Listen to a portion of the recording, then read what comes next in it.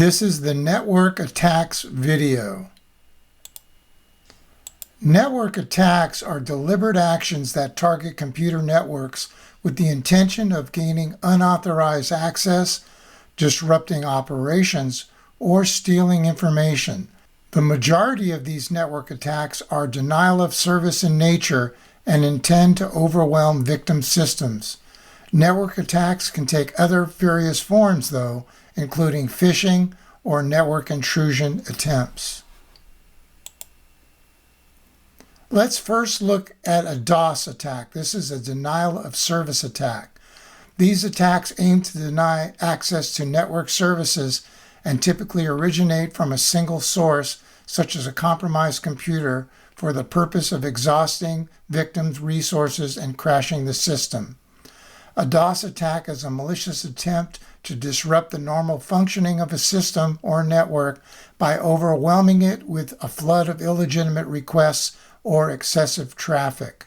A DOS attack begins with a malicious actor using a tool to send a large number of packets to a victim device to overwhelm it. These victim devices attempt to process all of these packets and exhaust their resources, causing the system to crash. These types of attacks don't stop there. Malicious actors have found a way to amplify these attacks to make them more dangerous, such as a distributed denial of service attack.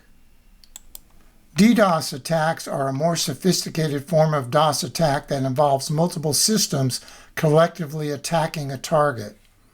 DDoS attacks utilize a network of compromised computers known as a botnet, which are under the control of the attacker for the purpose of multiplying the number of malicious packets going to be sent to the victim.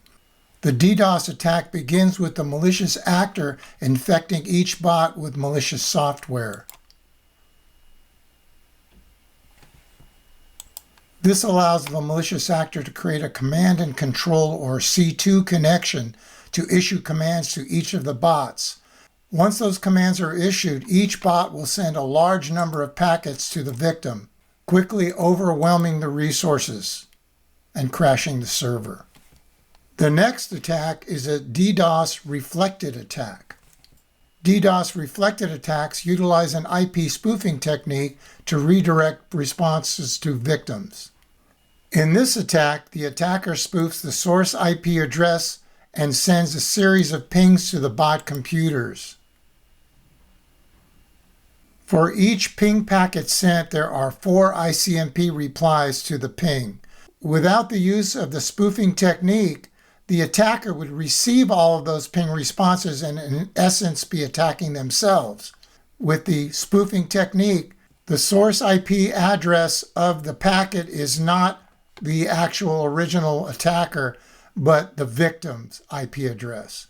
So the responses would then be redirected to the victim, crashing that victim.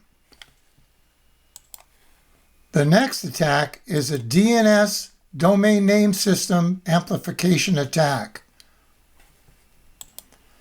In this type of distributed denial of service attack, the attacker exploits the characteristics of the DNS protocol to amplify the volume of traffic directed at a target. The attacker identifies a DNS server that is misconfigured or has an open resolver configuration. These servers accept DNS queries from any source IP address and respond with the requested information. The attacker spoofs the IP address of the victim and sends DNS queries, making it appear as if they originated from the victim's IP address. The types of small queries sent to the DNS server are designed to generate a large number of data responses from the server to the victim. This is another example of amplification of network traffic for the purpose of crashing the system. The next attack is an on-path, sometimes called man-in-the-middle attack. An on-path attack is the type of attack where an attacker positions themselves in the communication path between two parties, thus intercepting and potentially altering the communication between them. Attackers attempt to guess the client's session token for the connection. If they are successful, they can execute an on-path attack. For example, in this scenario, the attacker intercepts a packet from the legitimate client. They can either just view the information or modify it and send it on to the legitimate server. When the server replies, the packet goes to the attacker first, and then they just relay it to the legitimate client. In essence, the attacker impersonates the server to the client and the client to the server. The next attack is a credential replay attack. A credential replay attack, also known as a replay attack, is the type of attack where the attacker intercepts and reuses the captured credentials or authentication token to gain unauthorized access to a system or service. In this attack, the attacker does not need to crack or decrypt the credentials.